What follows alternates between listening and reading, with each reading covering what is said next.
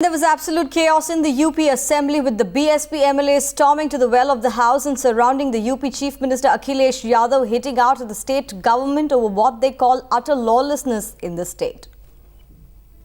Well, clearly there has been utter chaos inside the UP Assembly there, and the BSP workers, they have clearly have taken up this issue of law and order. I mean, they have alleged that the state government has failed on the front of law and order, and that's the reason why as soon as the Assembly, the UP Vidhan Sabha started around 11 a.m., there were this unruly protests inside the House. BSP workers, they moved in with placards and banners inside the House.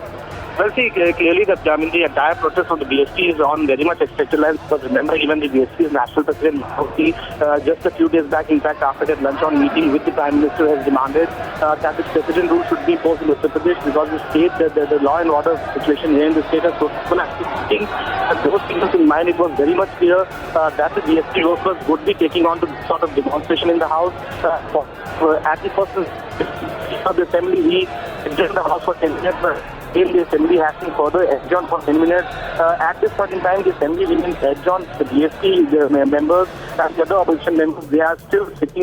The Assembly has not left the Assembly. They are still sitting on a dharna inside in the well of the Assembly.